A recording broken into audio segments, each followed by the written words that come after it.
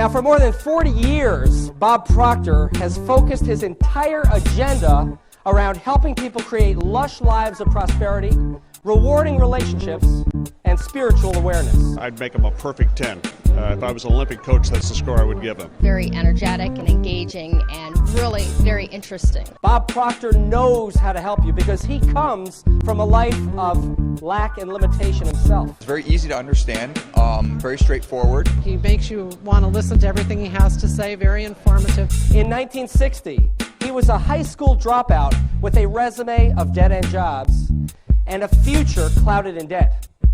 One book was placed in his hands, Napoleon Hill's Think and Grow Rich, which planted the seed of hope in Bob's mind. I used to fall asleep through all kinds of things, but man, he's got my eyes on this. A lot of energy, high energy person. In just months, and with further support from the works of Earl Nightingale, Bob's life literally spun on a dime. In a year, he was making more than $100,000 and soon topped the $1 million mark. I like his style. He's genuine. I like what he's teaching. I like what he's saying. Bob then moved to Chicago to work for his real-life mentors, Earl Nightingale and Lloyd Conant. After rising to the position of Vice President of Sales at Nightingale Conant, he established his own seminar company. He's dynamic, he's very intuitive into the way the mind is thinking. Oh, I would rate him definitely as a 10. Bob Proctor now travels the globe, teaching thousands of people how to believe in and act upon the greatness of their own lives. Presenting his program, The Science of Getting Rich, let's give a warm welcome to Mr. Bob Proctor.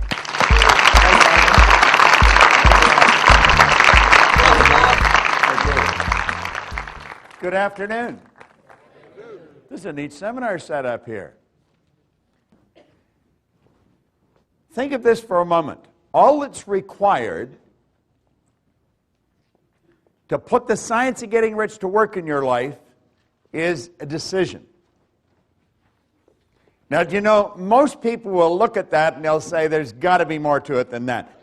How many of you have been trying to earn a lot of money for quite a long time? How many have difficulty at it? You know, 1% of the population earn about 95 or 96% of all the money that's being earned. And it's a subject that is not taught in school. And when someone comes along and tells you all you have to do is make a decision, we have a difficult time buying into it because we probably worked fairly hard attempting to earn money. Now, I stumbled on this information around 43 years ago. I have been absolutely fascinated with it ever since. It takes up all my days. Some people ask me, what are your hobbies? Just studying this subject. That's all I do. And I have worked all over the world with this, and it doesn't really matter where you go. You can go into different countries, into different cultures. When you get past the culture, people are essentially the same. And I think we all want generally much the same thing. I had a man sit down with me in 1961, and he put an R on the sheet of paper just like what you're looking at there. Then he put 3 letters down beside it, and he said, Bob, let that represent happiness, health, and wealth. And then he asked me if I thought he was a happy guy. And I said, yeah, he seemed pretty happy to me, and he did. He said, have you ever seen me when I was sick? And I had to admit I hadn't. He said, have you ever seen me when I was broke? And again, I had to admit I hadn't. Well, he said, you've got to be one of the most miserable people that I have ever met. And I was an unhappy guy. I was 26. As I look back at it, I think I was an unhappy kid that just grew up and stayed that way. And I believe a lot of people live that way. There's a lot of unhappy people around. I didn't have a terminal illness, but I always had a cold or a headache or a backache or something. And when it came to money, I mean, I had a problem. You see, as he said to me, he says, you're striking out in all of these areas. I was actually earning $4,000 a year at the time, and I owed $6,000. Now, you know, that's not an uncommon position for a person to be in. If I took everything I earned for 18 months, nothing to live on, and just paid debt, I would have just broken even. So when you look at that, you know, there's not a lot of hope. I don't think I ever thought I'd get out of debt. It never entered my mind that I could. I never really thought of earning a lot of money. I was just trying to keep the wolf away from the door. You know, the phone would ring every day, tell them I'm not there, you know, or where's the money? And hell, I thought, if I knew where the money was, you wouldn't have to phone me. This was a constant problem. I have often said that you'll be absolutely amazed how much free time you have when you never have to think about money. Do you know that people spend an enormous amount of time thinking about money if they haven't got it? Now, if you have got it, it's a totally different story. And I really believed, I was raised with the idea, if you're going to earn a lot of money, you've got to be really smart. If you're going to earn a lot of money, you have to have a great education. You have to have a lot of experience. But that's not what this man told me. Now, that's the man that I sat down with. His name was Raymond Douglas Stanford. Now, he's been gone for a long time. But that guy made a bigger difference in my life than anyone that has come into my life since then. Now, the little boy that he's holding, I named Raymond Douglas Proctor. That's my son. Now, that little boy today is 6'5". He weighs 240 pounds, and he has no hair. He has 3 little boys that are all bigger than him. So you see, I'm going back quite a ways. But this guy, he really woke me up. He asked me some good questions, and he got me thinking. Now, this is the one thing he asked me. He said, or suggested, and I found this in a book by Vince Rawazzi over here in Philadelphia. He said, to change your life, you have to change your life.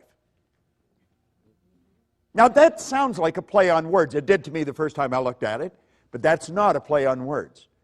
That is so basic, and it's so misunderstood. Now, we're going to go through 2 parts here. I understand there's a break, so we're going to go to a certain point in the break, and I'm going to share some ideas with you on what can be done, and then after the break, I'm going to show you exactly how to do it, because it's an inside job, and we're forever trying to change things outside, and that's not where it's at.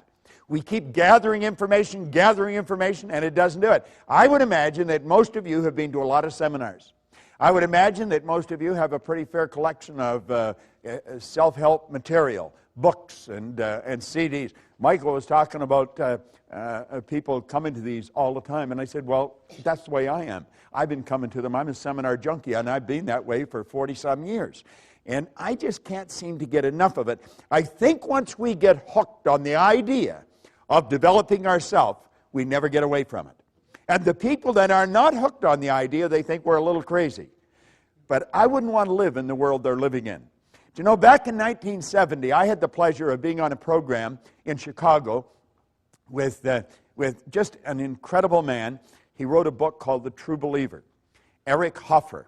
And he said something on that program that stuck in my mind. He said, in times of change, the learners will inherit the earth, while the learned find themselves beautifully equipped to deal with a world that no longer exists.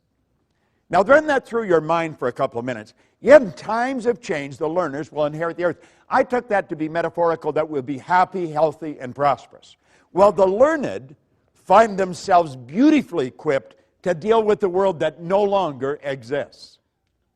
You see, there's no such thing as a learned individual. There's no such thing as an educated individual. That's a misnomer. We're either learning or we're not. Napoleon Hill talks about education coming from the Latin educo, meaning to educe, to develop, or to draw out from within. So you see, we don't even have to get anything. As we really start to understand what makes everything happen, we're going to find out that we've already got everything we need. It's simply a matter of becoming aware of it. And so Ray suggested this to me, and then he introduced me to the book. Now, the book was Napoleon Hill's book, Think and Grow Rich. I have never stopped reading this book. The book that I carry with me, I've been carrying since 1963, and I read it every day. Now, I think Hubbard pointed out that when you read a good book through the second time, you don't see something in it you didn't see before. You see something in yourself that wasn't there before. Yeah, you see, it's the repetition of the right information that'll really alter what's going on inside, and that's what you have to do. Everybody thinks it's something outside we have to change. We have to change companies. We have to change cities. We have to change jobs. You got to change it inside. If you don't change it inside, nothing happens. Well, I got into that book, and I started to study. Now, he said there's a secret in that book. And he said, if you find a secret in the book, you can have anything you seriously want. Well, I thought that was a gross exaggeration. You know, you can have anything you want. Let me put it in proper perspective for you. I was 26. I had 2 months high school formal education. I had no business experience. I had an absolutely terrible work record. And here I'm reading that you can have anything you want. Now, there's so much about ourselves that we don't know. And as I started to read this book, he said, there's a secret. You can give anything you want if you find the secret. Well, that was sort of like trying to sell me on the tooth fairy. And, of course, I was 26. I thought I was pretty cool. I thought I was wide awake, you know. And actually, I was in a deep hypnotic trance.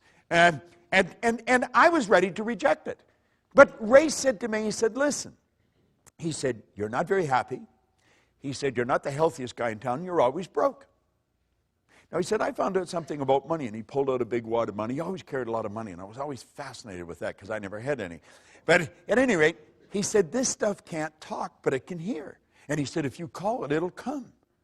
And I thought, God, you know, that's sort of a nice idea. You know, and I was ready to start hollering for it. But he said, you've got to understand how to get it. And he said, you obviously don't understand. Now, he said, the author of this book studied the lives of 500 of the world's most successful people, his entire life. Then he put it in this book. Now he said, I'm inclined to think that he knows something that you don't know. Well, I think he just sort of put me in my place, you see? And so I started to read the book, and I found the secret. And the secret was so basic and simple, everything changed. Do you know, a year later, I was earning $175,000 a year, and then I took it over $1 million a year. I mean, I had money coming in from all over the place. And it happened so fast. Yeah, but he said that in the book. He said, when money starts coming, it'll come so fast and so furious that you're going to wonder where it's been hiding through all those lean years. Well, boy, I thought, this is it. You know, and I had it coming in from different countries, from different cities. And somebody will say, well, what were you doing? I don't think it matters what you're doing. I think what matters is how you're doing it. Do you see, Wallace Wattles wrote a book on the science of getting rich way back in 1903. He says, you don't get rich by doing certain things. You get rich by doing things in a certain way.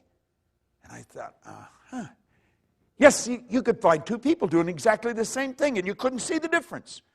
But one's doing it a certain way, the other isn't. It has to do with intent. It has to do with the energy that you're doing it with. You see, we're taught to be good little go-getters. Go-getters lose. They blow it. We want to be good little go-givers because the law says what you put out will come back. The universe will reward you by law. This is all very scientific. Yet it happens with every person every time. Now, I found the secret, and it was pretty basic. It was simply sit down, decide what you want, write it on a card, carry the card in your pocket, and read it as often as possible every day. So I wrote on the card that I wanted to have in my possession by New Year's Day of 1970. I gave myself a decade to do this deal. And $25,000. I really didn't believe it would happen. But you know something? I kept reading it. I don't know why, but I kept reading it. I did exactly what the author said. I kept reading the card. And I kept reading it, and I kept reading it. Now, because I kept reading it, I started to think of earning money. Prior to that, I was thinking of debt. If you had asked me, I would have said I was thinking of earning money. I wasn't. I was thinking of debt. If your goal is to get out of debt, I guarantee you'll probably be in debt till you die. Because we become what we think about. Yet whatever you think about, you attract. You literally magnetize yourself to it. That's all I was ever thinking about was debt. But I started to think of earning money. Somebody said there's good money cleaning floors. So I said, I'm not proud. I'll clean floors. Well, I started to clean one office. Then I got another one. Do you know in less than 5 years, I was cleaning offices in Toronto, Montreal, Boston, Cleveland, Atlanta, London, England. The thing took off like a rocket. Now, what really changed? I think something inside shifted, but I didn't know what it was. And I bought this book, and I was giving it to everybody. And nothing happened in their life. Then I got into Earl Nightingale's condensed narration of the book. And I would drive around with a portable battery-operated record player, and I would keep playing that record over and over and over again. And everybody was starting to wonder about me. Proctor's listening to this guy talk to him, and he's saying the same thing because it's on a record. I mean, he doesn't change the story. And I'm listening to this, and I'm reading the same book. I was starting to wonder about myself. But everything just kept changing, kept changing, kept changing. And I'd give the record to people, and I'd give the book to people, and nothing happened. So I reasoned that someone had to know why I changed, and they've either written it in a book or they're talking about it. So I made up my mind. I would read every book that was ever written if I had to, but I was going to find out what happened to me. And I have never stopped studying. Now, some of what I found out, I'm going to share with you. And since Michael is trapping this on a DVD, you'd be wise to get it and watch it over and over and over again. No, seriously, because what I'm going to share with you is probably the most valuable information you could ever lay your hands on. And I often mention I've got license to brag about everything I talk about because none of it's mine. I have just gathered this information from some of the wisest people in the world, and I have been absolutely obsessed with trying to figure out why we do what we do. And, of course, you don't even have to be too quick. If you study the same thing for 40 or 50 years, I mean, you're going to start to learn something about it. So that's what we're talking about. Now, I want to suggest that you make up your mind you're going to get in what we call the success zone. It's a way of thinking. Now, get this. If 96% of the population are blowing it, if 1% of the population are earning about 95% of all the money, you're not going to get a whole lot of people agree with what you're doing. Most people are going to look at you kind of strange. What are you going there for? You went there last month. What are you listening to that for? You listened to that before. What are you reading? What do you read the same book over and over for? They don't understand. And you see, they're advertising their ignorance by the questions they ask. When we get into the success zone, everything in our life starts to change. But understand this, you're going to be a bit of an oddball. You're out of the box. You're not one of the masses. And when you get out of the box, your whole world starts to shift. So as we go through this, let's think. Let that little yellow dot on the screen represent your level of awareness. This represents your level of awareness. This is what you're aware of. Now, everything you've got in your life, everything, your relationships, your money, everything, is an expression of your own level of awareness. See, people that earn $50,000 a year are not earning 50 because they want 50. People are earning 50 because they're not aware of how to earn 150. People that are suffering from headaches, they're not suffering from headaches because they want to suffer from headaches. They're suffering from headaches because they're not aware of how to eliminate the headache. It's their head. They made it ache. They can make it stop. So you see, it's awareness we're after. Now think of this. If that little dot represents our awareness and it's responsible for everything we've got in life, just think of how your life could change if we magnify it just a little bit. I mean, everything would start to change. Our relationships would change. We would be healthier. We would live in healthier bodies. We would know more people. We'd earn more money. We'd be able to do more interesting things. And if we just increased it a little bit more, everything starts to shift. Well, I've been living this way now for 40 years. It's absolutely fascinating.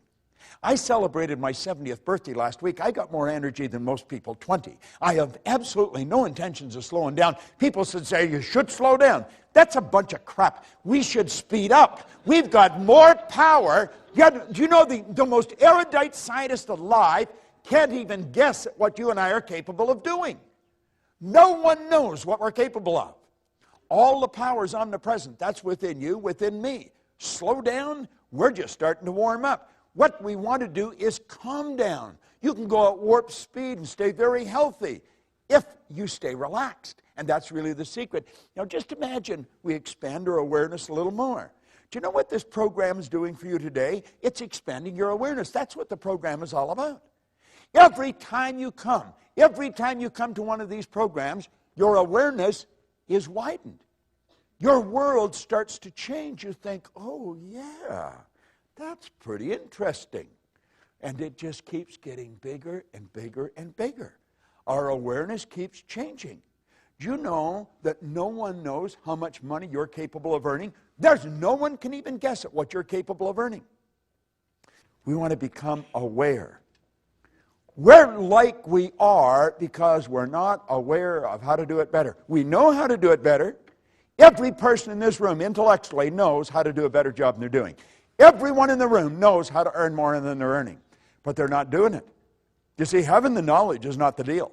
Having the knowledge, I mean, what I remember when I was a kid, a school teacher would say to me, Bob, why'd you do that? I'd say, I don't know. What do you mean you don't know? You know better. I know. Why'd you do it? I don't know. I was in the Navy. Every commanding officer, Proctor, why did you do that? I don't know, sir. What do you mean you don't know? You know better. I know. Why'd you do it? I don't know. You see, I didn't know why I was doing things. Do you know that we do things that we don't want to do? It gives us results we don't want to get, yet we do them anyway. Do you know what addiction is? It's never getting enough of what you don't want. Yet a lot of people are addicted to results that they don't want. Why do we keep doing it? You see, I think when we start to see that, that's when we start to become aware of how to take control over our life. And that's really what we want to do. So you see, awareness is the big deal. We want to become aware of the obvious opportunities that are available to us. We are surrounded by opportunity. They're everywhere you go. There is an abundance, there's no shortage of opportunity. We can win, and we can win in a big way. Now, when we lack awareness, we miss the opportunity. I used to always say that, you know, the trick is to be in the right place at the right time. I've been in the right place at the right time many times in my life, but I blew it. You know why? Wasn't aware that I was in the right place at the right time. I had to look back at it. Think of it. There's something else. It's being aware that you're in the right place at the right time is not good enough. You've got to be aware that you're in the right place at the right time. Now, do you know that you're in the right place right now to get some information that will literally transform your life? And it's like I said, I've got license to brag about all this information because none of it's mine. I guarantee you, when you walk out of here at the end of the day, your head's going to be spinning because this is good stuff. What's holding most people back? Here's your answer. It's paradigms. Now, that's sort of a buzzword, but that is really what stops us. It blinds us. Paradigms actually blind us. Now, I'm going to get into paradigms, how they're formed, and what they are, and then how to change them. You see, if you get into books on psychology or psychiatry or behavioral science, you'll get a definition of a paradigm, but it's usually so big and awkward that you don't understand it. The book was probably written for other psychiatrists or psychologists or behavioral scientists, and the average layperson doesn't understand it. I had great teachers, and they broke everything down into the simplest possible form. And I found out that paradigm is nothing but a multitude of habits. When you wake up in the morning, you move into action. There's a routine to everything you do. There's one to everything I do. If you're living with someone, you could set your clock by that person, and they by you. When I put my foot in my pants, I put my right foot in first. I don't know which one you put in first, but I do know this. If I put my left in first, I'd probably fall over. I would be staggering all over the place. Why? It's programming. That's how programmed we are. We're programmed to drive the car the way we drive it. We're programmed to dress the way we dress, to walk the way we walk, to talk the way we talk. Our whole life is written program in here. And you know something? We didn't even write the program. We didn't even write the program. Do you know that they're other people's habits?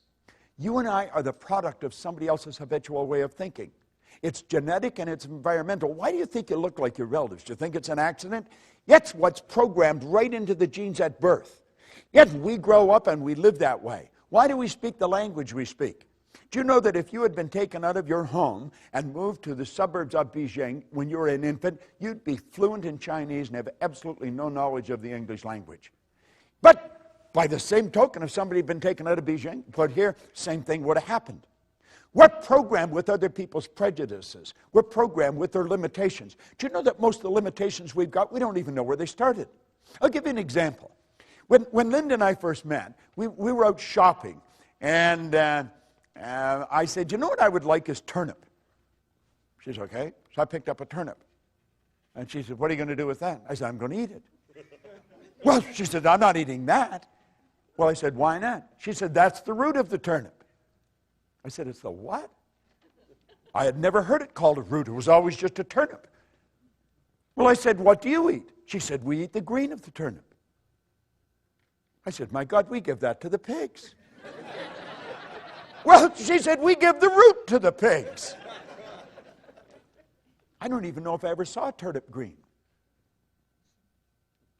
So here we are eating the root, giving the green to the pigs. There they are eating the green and giving the root to the pigs. Now, I was raised in northern Ontario. She was raised in Pensacola, Florida, and Birmingham, Alabama. Two totally different cultures. You see?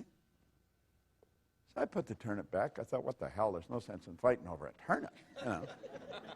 But I'm wandering around the store, yet I'm thinking, who decided we'd eat the root of the turnip? I don't think my mother woke up one day and said, we're going to eat the root of the turnip. I wonder why she ate the root. I don't think her mother did. And then I started to think, I wonder how far back in our family I'd have to go to find out who decided we would eat the root of the turnip. How far back I'd have to go in her family to find out who would eat the green of the turnip. And then I started to think, you know, it really doesn't matter. But the principle behind this is huge. Because, you know, most of our habits are like that. They really are. Now, think of this. What do most people do when they begin to have financial trouble? This is paradigm talk that I'm dealing with here. What do? I'll tell you exactly what they do. They lower their standard of living to meet their income. That's a bad idea. That is a terrible idea. Timidity is not a strategy for the new economy. We're living in a new economy. Remember, you cannot move forward when you're cutting back. Yet, why do we do it? We're programmed. That's what we were taught to do. Anything else is being irresponsible. Well, let's think of this for a moment. Successful people take their income up to meet their standard of living. Do you know why? They understand how to do it. And if you don't understand how to do it, you're in bad shape. But when you do understand, you don't need to cut back. Never need. I've been working pretty closely with a fellow. In fact, we just come back from Europe. We were over all through Germany and over into Finland. And he had had a bit of trouble with money here just within the past year. And he was put his house up. He was going to sell it. I said, what the hell are you selling your house for? Well, he said, I can't afford to keep it. I said, you can't afford to sell it. No, I said, you got to make a decision right now. Do you like the house? Yeah, I don't want to sell it. Then don't sell it. Just figure out how to earn more money. And so the two of us got working on it, and his problem was solved. It was simply a decision. Well, that's all we need. See, we're living in a new economy. The economy that you and I were raised in, that's not the economy we're living in anymore. It's a totally different world we're living in. But we're still operating with all the old habits. Now, Gates said one thing is clear. We don't have the option of turning away from the future. You don't have that option. No one gets to vote on whether technology is going to change our lives. It's here. This is the deal. You either fall in line with the new rules or you're going to lose. It's that basic and it's that simple. There's nothing complicated about it. You see? Now, here's three great questions. You want to remember this because this can change your life like night and day. It's so basic and so simple, you could miss it. One, what am I doing? What am I doing? Number two, what works? What works? Number three, what doesn't work? Now, when we've analyzed this, let's make up our mind that we're going to stop doing what doesn't work and take all that energy and that time and put it into what does work. Do you know if that's the only thing you got out of this entire meeting this afternoon, it could be worth millions to you. Literally millions. I picked this up. I don't know if I heard it or I read it, but there was a man who had an engineering company. He did about $10 million a year. It wasn't a big company, but it wasn't a corner store. And he died. His wife had nothing to do with the business. She never went around the business. So everybody just assumed when he died, she would sell the business. But she didn't plan to sell the business. After the funeral and things slowed down, she went into the company and she called all the heads of departments in, and they're the three questions she asked. What are you doing? What works? What doesn't?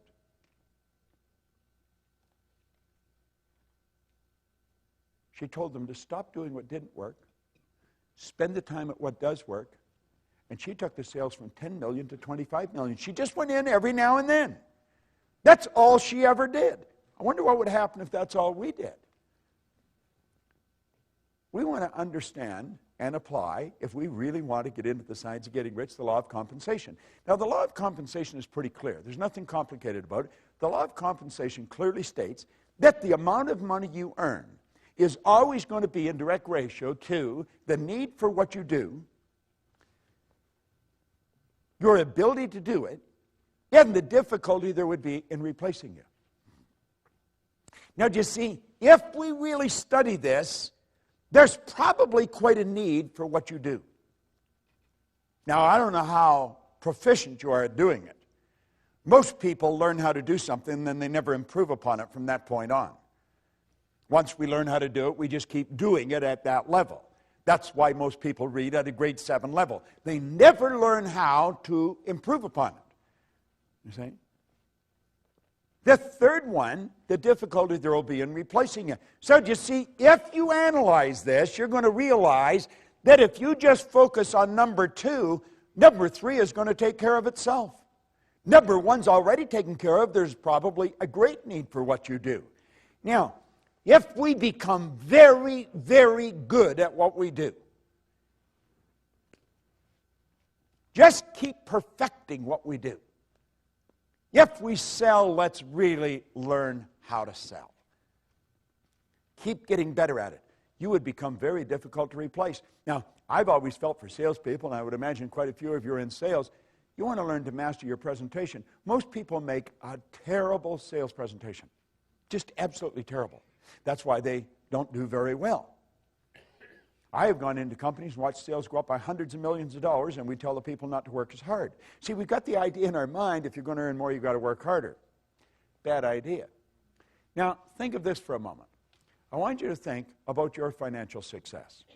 And don't think for a second that you can't change it. You can change it. You can change it dramatically. But really think about your financial success. You see, these meetings, these seminars, they can change your financial success like night and day. There's nothing that'll do it better because it's information that we're getting about ourselves. Now think of this for a moment. Money makes a big difference in all the important areas of our life. You'll hear people say, well, money's not everything and money won't make you happy. That's an absurd statement. Money was never meant to make us happy. And since it doesn't make any difference whether you have it or not as to whether you're happy or not, you might as well have it. Yet, at least if you're miserable, you'll be miserable in comfort. I mean, there's some consolation in having it. You see? Now, think about it for a moment. Money is meant to make us comfortable. The more comfortable we are, the more creative we'll become. The more creative we are, the more service we can render. The more service we render, the more money we will earn. You see? We want to open our mind to these two questions. Okay? Now, I want you to think about these two questions. What is your name, sir? John. John? John, there's the first question. How would your life change if your monthly income, boom, just like that, became your weekly income? How would it change? A lot more comfortable. You'd be more comfortable. How would you be more comfortable? What would you do different? If every Friday you got what you earned all last month. It wasn't a lottery, it's every Friday. You're not sure, are you? No, you're not. You know something? And that's not unusual. I very rarely ever get a person to answer that question. What is your name? Holly. Holly? Here's a question for you. How would your life change if your annual income, bang, like that, became your monthly income? If on the 15th of every month you earned what you earned all last year? Too hard to imagine. Now, there's two questions, simple questions, no answer. You know why you don't answer them? And you're not an exception to the rule. That's because we never sat down with one of these, wrote that amount, that figure on a piece of paper, and then just think of how to do it. Don't spend any time thinking why you can't, just think of how you can. You know something, you do it. Anybody in this room can turn their, but you're not going to do it by accident. You're not going to do it unless you decide to do it. Now you'll say, I don't know how to do it. Hillary didn't know how to get to the top of the mountain when he went up it either. He didn't. He tried in 51 and he failed. He tried again in 52 and he failed. Yet in 1953, he and Tenzing Norgay stood on the top of the world. Now, I have worked with him on 2 or 3 occasions. He's just a nice guy. The only thing different in him that I could see in me is his side. He's got a hand that would just wrap right around my hand. Big guy. No one had ever been to the top of that mountain. Do you know 1,000 people have been up there since? Things don't happen unless you decide they'll happen. Well, anybody could make that happen. I was flying to Kuala Lumpur, back around 1990. And I like playing with words and numbers when I'm on a plane. And I'm not a good flying partner. If you sat beside me, you'd probably think I didn't have any social intelligence at all, because that's my time. And so I sit there and I write words and I write numbers. And I remember I wrote the word commission one time, and all I could see coming off the page was mission. And I made a program called the Mission in Commission. And there is people that all are in the big commissions. They're involved in the mission. They're not involved in the commission. And it's a paradox, you see. Yeah, because they're not doing what they're doing for money, and yet they wouldn't do it if they weren't being paid. It's real paradoxical. You could get your head all messed up if you play with it long enough. But I sat down and I wrote a 1 and 6 zeros. And I took a look at it and I thought, 1 million. You know, we've written songs about 1 million. We'll say, what would you do if you won 1 million? Oh, I don't know what I'd do, you know. And we have all these little games that we play. Line up for blocks. I saw a sign coming in here, just driving into town, where they had a big sign up. There was 1 million in the background, and there were 31 million or 390 million or something in a lottery, you know. And there'd be all kinds of people look at that and say, God, would that be nice, you know. Well, anybody can do this. And I got thinking about the people that I knew who had earned 1 million. Hell, I earned 1 million, and I didn't even know what I was doing. You don't have to be very bright to earn money. And there's enough evidence around to prove that. There's all kinds of people that are functionally illiterate. They can neither read nor write. They're multimillionaires. Yeah, there's people walking the street who are absolutely brilliant, and they're broke. Think about it. That's got nothing to do with being intelligent. It has nothing to do with gender. It has nothing to do with geography. It has nothing to do with working hard. I did a TV show with Robin Leach a number of years ago. He's probably interviewed more wealthy people than anyone alive. He told me the wealthiest people he knows, he's never seen them working. Now, you could be sitting there and thinking, well, what the hell do they do? You know? I mean, that sort of scrambles our head, because we've been trained you got to go to work. Well, here's another one. This is, you know, like the 3 questions. This is another one that you want to burn into your mind. This is something most people don't know. They don't teach this in Harvard. They don't teach it at Wharton. They don't teach it at Eton or Stanford. Hardly anybody understands this. And I understand it. So, I mean, it's not too difficult to learn. There's 3 strategies for earning money. I refer to it as M1, M2, and M3. Yet when I started to explain this to Linda, her head would go, you know, because it's so obvious.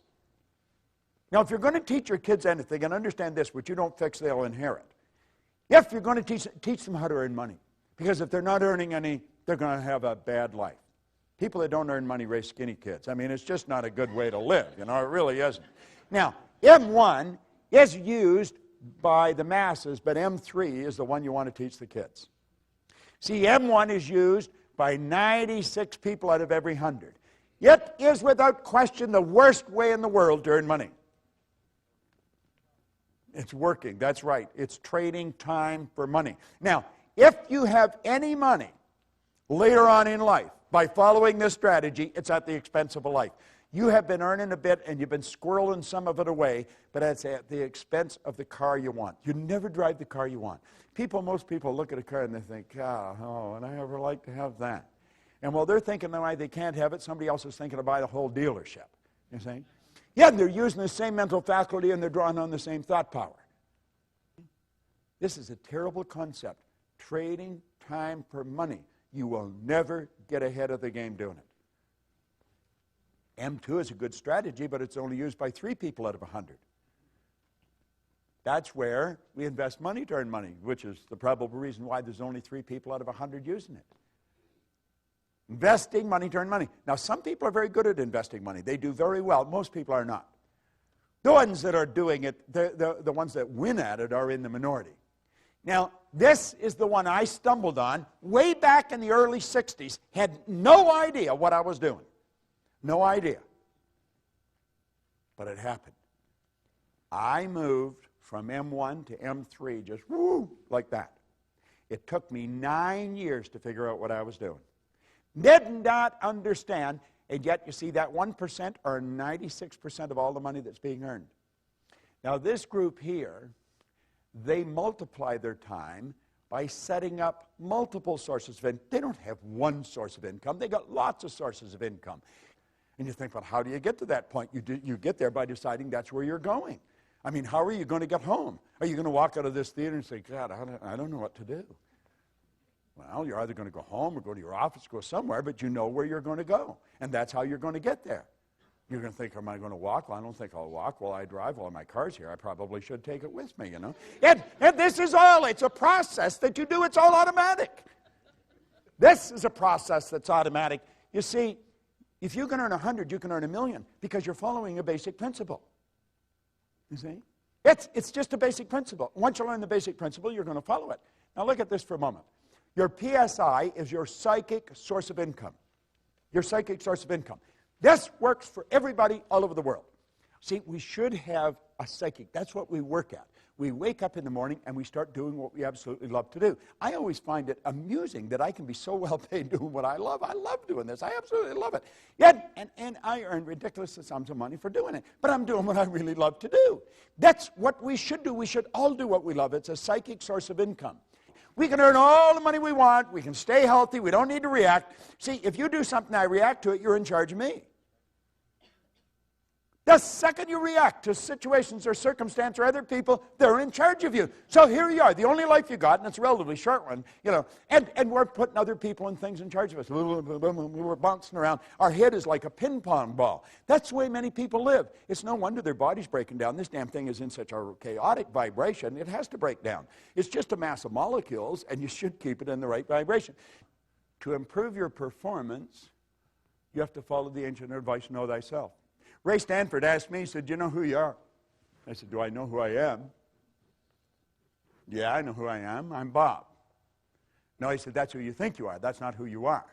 He said, Bob and Proctor are just two words. That's your name, but it's not you. I said, what?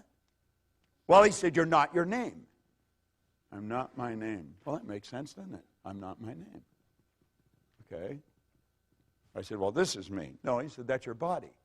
You've never heard anybody phone into work and say, body's not coming in today, it's sick. You've never heard anyone say, am hand or am leg. We say, my hand, my leg, my name, my body. These are all things we have. He said, your results. Now I knew I was in trouble. I was 26, I was unhappy, I was sick, I was broken, I just found out I was lost. I didn't even know who I was. You see? Well, if you're going to know yourself, if you're going to change your life, you've got to change yourself. If you're going to change self, you have to know who self is. Now, think of this for a moment. You and I have infinite potential. Now, I said before, I don't know how much infinite is. I just know it's a lot. Has no beginning and no end. That's the potential we've got. We've got all of this power, yet if you watch the way most people live, you would think that they were just about out of juice. A lot of people, when their heart stops beating, it's going to be a formality. I mean, they just sort of sit. They never really get it going. Yet we have infinite potential. We're dealing with something pretty big. If we're going to find out something about ourselves, we have to look at this. You say, this is over my head. No, it's not. I teach this to kids. I got it. This all tied into the science of getting rich. Rich resources are lying dormant within us. Let's look at it a different way. You see? You and I are spiritual beings. There's only two sources of reference to go to find out anything about ourselves. One's science and the other's theology. You'll hear people say they're having a spiritual experience. They're not having a spiritual experience. They are spiritual. They're having a physical experience. We're spiritual beings living in physical bodies, and we've been gifted with an intellect. Most people really don't understand that part, but that's where the power lies, all right? And our emotional state is going to be determined by how we use our intellectual factors. Andrew Carnegie told Napoleon Hill, he said, any idea that's held in the mind, that's emphasized, that's either feared or revered, will begin at once to clothe itself in the most convenient and appropriate physical form that's available. You see, Dr. J.B. Ryan said the mind is the greatest power in all of creation. Very few people understand it. If you go on our website, you just go to bobproctor.com, you'll see a quote there by Dr. John Mike, a psychiatrist from Florida. He said, I taught him more about the mind in 1 year than he'd learned in 4 years of medical school, 5 years of psychiatric training. And what I taught him was just what a Dr. Roeder taught me. I was always amazed by that. I thought, what do they teach you in medical school? You know, and what we're doing is getting in at the non-physical side of ourselves, and that's where all the power lies. It's a beautiful concept as we start to understand it. What do we need? We need understanding. You really want to change your income, you've got to change your understanding. Now, there's only two things you have to know to really make things happen big in your life. Number one, you have to know where you are, and number two, you have to know where you're going. Now, you see, most programs get you focused on where you're going. That's very important that we have a goal. You've got to know where you're going. But what happened to me that was totally different is Ray Stanford got me to focus first on where I was. He got me to look at what I was doing with my life, got me to take responsibility. He said, your results aren't bad and they're not good, they're just results. Nothing's bad or good except our thinking makes it so. He said, you have to ask yourself, are those the results you want? And I said, no. Well, he said, if you will pay attention and you'll do what I suggest, I can show you how to change it. You see? And my whole life started to change. Most people get us focused on the goal. If we don't know where we're at, we're not going to... Let's suppose we all bail out of a plane and safely land somewhere on the planet. Our objective is to get to this room. Now, we know where this theater is. We know where this room is. Our problem is we don't know where we are. Now, let's say it's overcast. We'll build a ridiculous situation. It's overcast. There's no street signs. There's no wind. There's no compass. There's no map. There's no people. But we know we're on the north. I mean, we could be in Milwaukee heading towards the Canadian border. We could be in Los Angeles heading towards Tijuana. You could be in Atlanta heading towards Miami. We could be right outside this theater and walk away from it. If we don't know where we are, it won't matter where you're going. So you see, we've got to take a good, honest look at ourselves. What am I doing? What works? What doesn't? Who am I? And as we really get a grip on this, everything in our world will begin to change. Now, I'm going to run through this very quick, and then we'll have a break, and then I'm going to come back and I'm going to show you some simple things about the mind and how to make the shift that you want to make. You see, what we're seeking always is greater awareness. We're always wanting to raise our level of awareness because our results are an expression of our level of awareness. And the only way to improve results is to increase our level of awareness.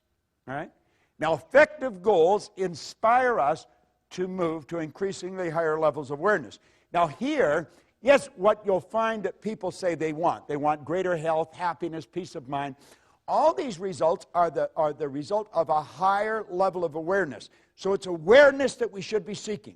We want to raise this, and everything else starts to happen. It happens like unadulterated magic. That's what happened to me, and I couldn't understand it. Now, there's a basic law that said everything in life is either growing or dying. It's either create or disintegrate. So you're never going to stay where you are. Your results are going to get better or they're going to get worse. It's create or disintegrate. No one stays where they are. Now, the truth is, I think most people get a little better and a little worse, a little better and a little worse. When they get a little better, they're forcing it, but force negates. You see, there's something inside of you that's urging you to grow. This is the spiritual side of our personality. It's the essence of our being, and spirit's always for expansion and fuller expression. There's something in you that wants you to grow. If you run, you want to run faster. If you jump, you want to jump higher. If you sell, you want to sell more. This is good. It causes dissatisfaction. Dissatisfaction is a creative state. My grandmother pretty well raised me, and she taught me that I should be satisfied with what I've got. Grandma was wrong. I should be happy with what I've got, but never satisfied. It's dissatisfaction that gave us the incandescent light. It's dissatisfaction that gave us air travel. It's dissatisfaction that gave us the internet. All those things were always here. People just became aware of them. The way to fly an airplane was always here. We can go all over the world now.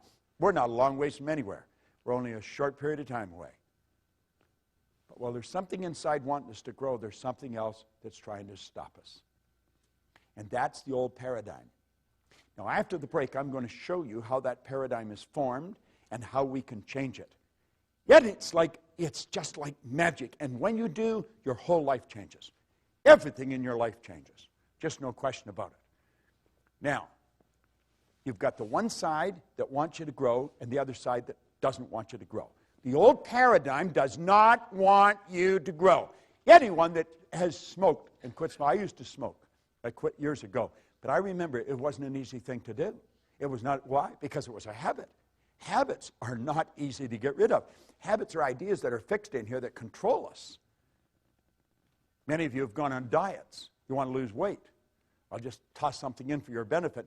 When you lose something, you're programmed to do what? To look for it. Get rid of the idea of losing weight. Release it. Release it. See yourself at your perfect weight, looking good and feeling great. Your whole life is controlled by images. Get the image of the body that you want to live in, of the world you want. Quit trying to lose weight. Just release it and see yourself the way you want to be. Now, goals determine which side wins. The goal must be something you really want. Towards the end of the program today, I'm going to show you the difference between going after what you know you can do, what you think you can do, and what you want. And I'm going to show you why most people never go after what they want. And I'll also show you how to change it, because it's pretty beautiful. Now, at each new level, as we move ahead, every time we move ahead, our conditions, our circumstance, and environment change. As they change, you have to adapt to the change. That gives you the ability then to see the next step of action that's necessary. We'll graphically communicate that a little clearer a little later on. Okay? So here we go. We're moving up.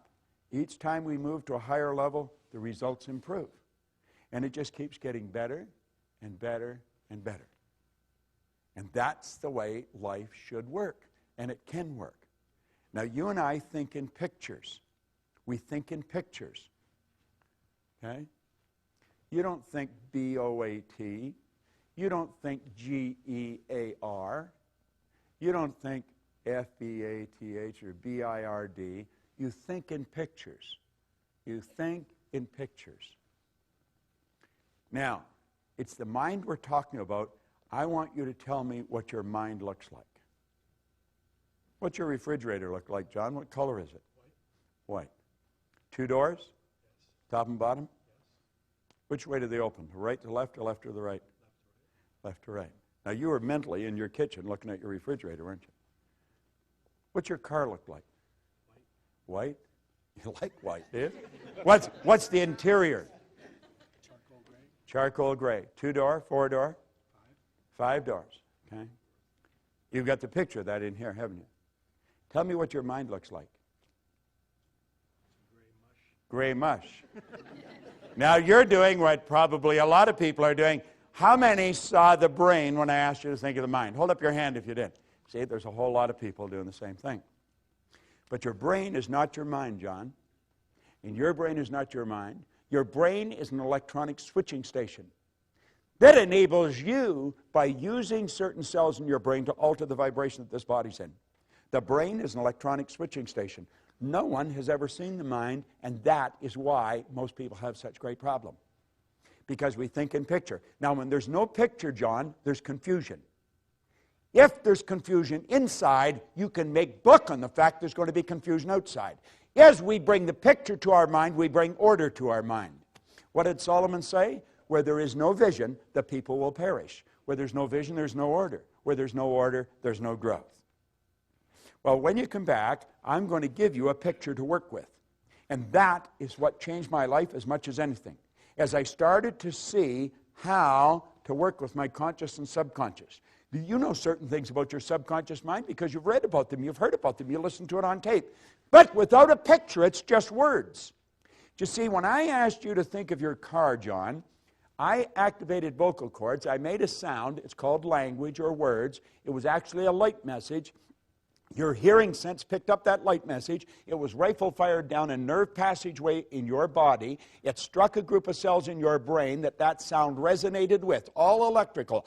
Those cells increased in amplitude of vibration, and the picture that was in them flashed on the screen of the mind, and you saw the white car and the charcoal gray interior.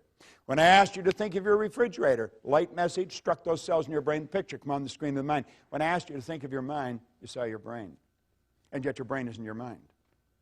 Your brain is in your fingernail. It's in your kneecap. And you know something? You'll never enjoy health if you're not able to get a picture of the mind. You'll never enjoy health. Because good health is when a body is in a good vibration. It vibrates in harmony with God's laws.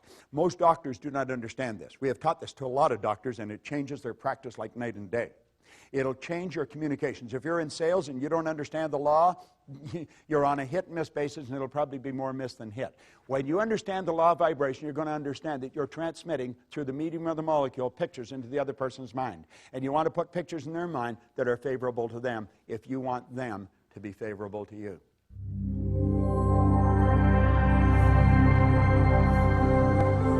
All right. I want you to think now of what we're talking about here, about pictures, about thinking in pictures.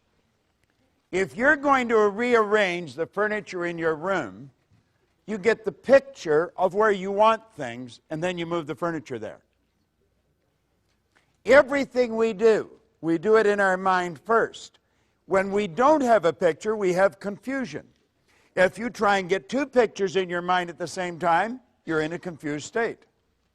So, when we start thinking about ourselves and we realize we're spiritual beings, we live in a physical body, we have an intellect, that becomes a bit of a problem. How do you see that? How do you get all that? And it becomes too confusing, so we stop thinking about it. Now, this is what I call a magical graphic. This is the genie. This picture, or this drawing, was made by a Dr. Thurman Fleet in San Antonio, Texas, back around 1934. He realized, if we take this back a bit, that most of the healing arts dealt with the physical. If you're treating the physical, you're treating a symptom. You're not treating the cause of the problem. A lot of people are into holistic healing today. That's heal the whole person. And he knew that they had to be healed spiritually, intellectually, and physically. And he knew that there was a problem because of thinking in pictures, and that's when he came up with this concept of the mind. Now, when this was first explained to me, it took me a while to really grasp it, because I was getting it confused, different things. So if you look on the inside of the sheet that we give you, you'll see the drawing there, and we'll fill in some of the blanks for you. I let this drawing represent me. If I think of me, I think of this drawing. If I think of the drawing, I think of me. I see my head as my mind and everything else, the neck down from the body.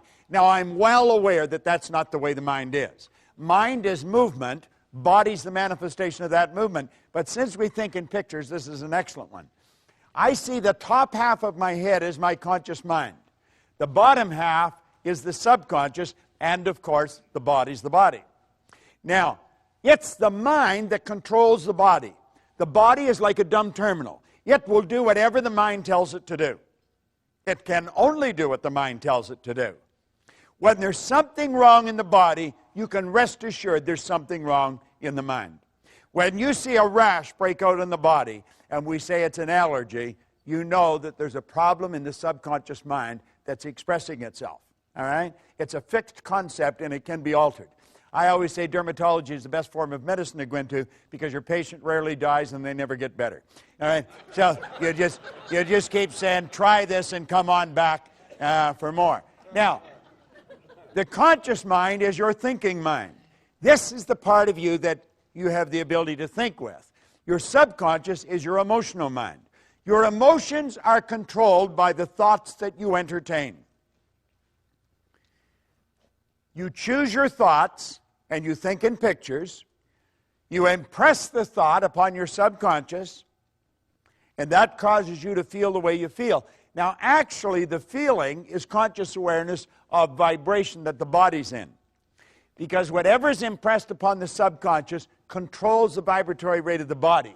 The body moves into action, and your actions produce your results.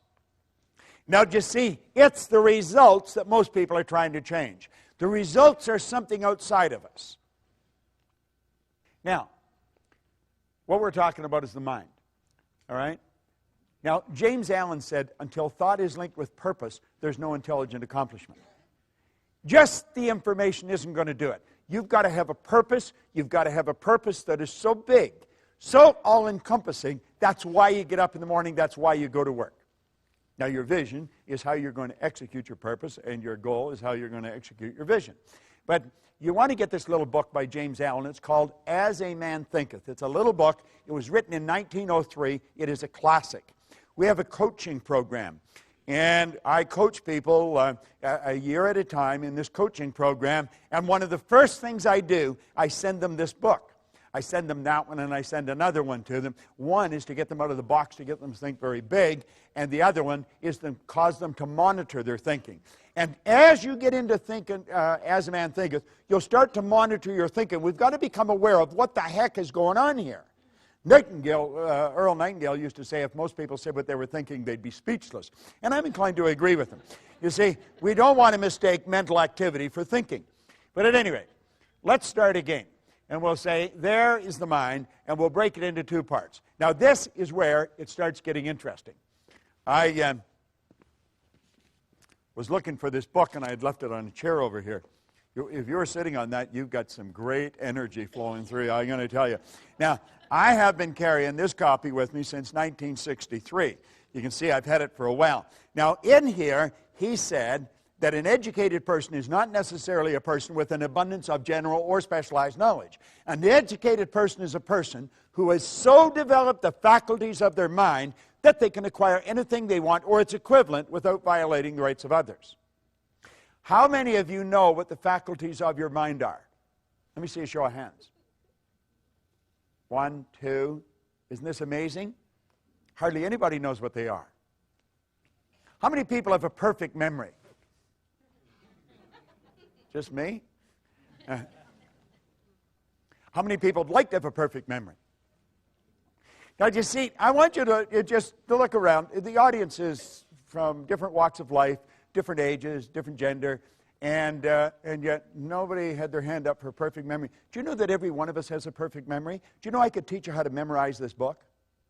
There is no such thing as a bad memory. There's only weak memories. Memory is an intellectual factor. And you develop your memory the same as you develop your body, through exercise. If I put this arm in a sling and left it there, I think you know in a relatively short period of time, it would be rendered useless. If at the same time I was lifting weights with this arm, I'd have big, powerful muscles here. Now, it's fairly obvious I haven't done either of these things, but if I had, you know exactly what would happen. It's the same with our mind. What happens? People going around, I got such a rotten memory. You don't have a rotten memory at all. You have a perfect memory. Where did you get the idea you had a bad memory? Well, when you were a little kid, you heard your parents say, I got a bad memory. What do? I got a bad memory. You just mimic them. There's no such thing as a bad memory. You have many marvelous mental faculties. And he said, an educated person is not necessarily a person with an abundance of general or specialized knowledge. An educated person is a person who has so developed the faculties of their mind that they can acquire anything they want or its equivalent without violating the rights of others. Now we think, oh, we can't have anything we want. Oh, yes, you can. Every religion teaches you that. All science teaches you that. Where'd you get the idea that you can't? Well, you probably got it from your next-door neighbor, who probably doesn't know much more than his next-door neighbor. So we put these two back together, the conscious and the subconscious mind. Now, we have been programmed to live through our senses. We go by what we see, hear, smell, taste, and touch. And that's pretty well the way we were programmed. You see, they are like little antennae that are hooked up to our conscious mind. They're just like antennae, picks up information from our outside world. So this is the way most of us live. We look at our bank account, that tells us where we're at financially. We look at our report card, that tells us where we are intellectually. A report card just tells you where the child's mind was for a few minutes on a given day a few weeks ago. Has nothing to do with the person's level of ability to move ahead. Nothing. We take IQ tests. IQ will change something like the weather. That's true. You can change in a person's IQ. Their intelligent quotient, it can be changed. We know so little about ourselves. You go all through school. We think the important thing in school is to get the person to understand 2 + 2 = 4. That's not the most important thing at all. Most important thing is to start to understand yourself. The important thing is to keep the important thing the important thing. We got to get it right inside. All right? Now, let's look at this. We have what we call the intellectual mind. Now, there's one of your intellectual factors, perception. Let's look at this for a second. What is your name, sir? Mike. Mike? I'm going to tell you there's nothing printed on this book, Mike. Am I right or wrong? You're wrong. You know I'm wrong. There's no question in your mind. You can see it. Isn't that right? Right. What is your name? Joe. Joe? I told him there was nothing on the book. Am I right or wrong? Could be. Well, it could be. I'm saying there's nothing printed on the book. Am I right or wrong? Right there. Correct. Right there. Now, you see, it's a matter of perception. It's not a matter of right or wrong, is it? What you see is something on the book. Isn't that correct? Right. What I see is nothing on the book. No, but you see this? You say, well, that's a cute little trick you pulled on Mike. But it's not really a trick. It's a natural law of the universe. It's perception, and it's the law of opposites. Polarity is a law. Like, I'll tell you that's the right side of the book. You know it's the left. Isn't that correct? Right. There's an inside and an outside. You couldn't have one without the other. If I sliced the right side off this book, and I kept doing that until I took the last slice off, I've also gotten rid of the left, haven't I? That's a little difficult to grasp. If I kept slicing the right side off the book.